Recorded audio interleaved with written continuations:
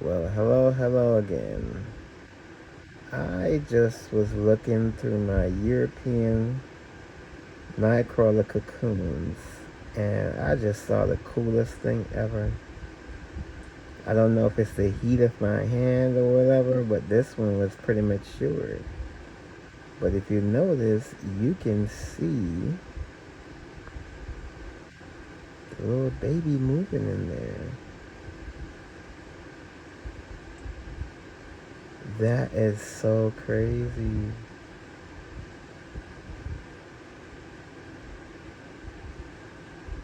Don't mind my dry, crusty hands either. This is a super zoomed in shot.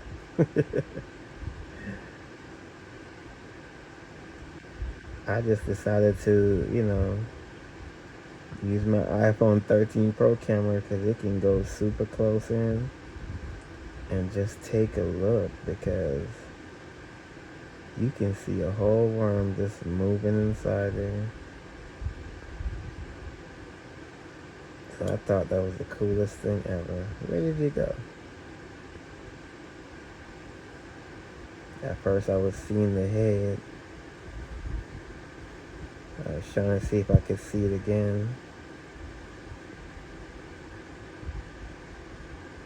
I have a little microscope coming tomorrow. Hopefully this one doesn't hatch by then because I want to get a closer look at this, a more steady shot.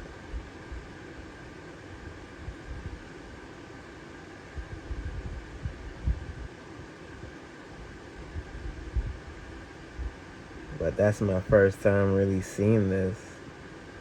So you can tell when the cocoon is about to hatch. Whoa. I don't know if I just moved it or he just moved it. But that cocoon surely moved just now. It would be real interesting if he just started to come out. I would love to catch something like that. Just live.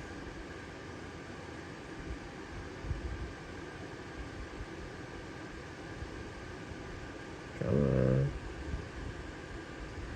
I'm trying to manipulate it a little bit. See if I could get a look at the head again. I don't necessarily want it to roll off my hands, but I would love for it to just move a little bit so I can get a better shot.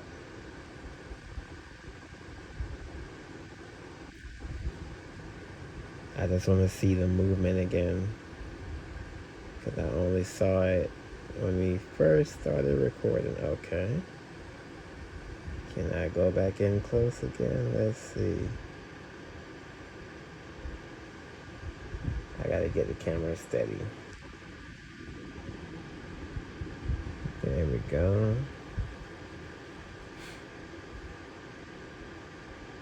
Okay. We got some movement again.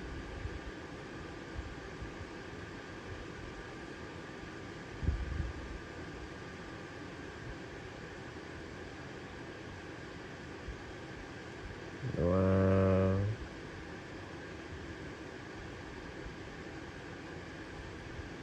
I promise you, if I'm patient enough, I probably would get to see this, but I am not patient enough.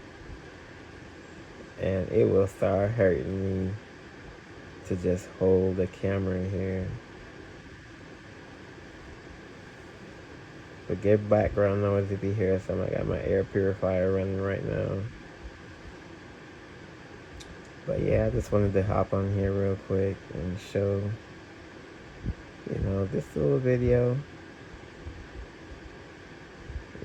showing a little baby European nightcrawler wisp just moving around in a cocoon, just waiting to get out.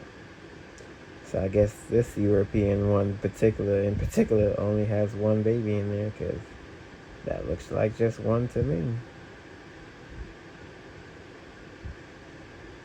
So I guess it's the red wigglers that mostly have multiple babies in there. So I will definitely try to find me a red wiggler cocoon that's in the same condition, and I will use the microscope tomorrow and just take a closer look. So I'm gonna tuck this one in a little corner. So hopefully, if it doesn't hatch by morning, then I'll have a chance to look at it under the microscope. All right. Until next time. Bye bye.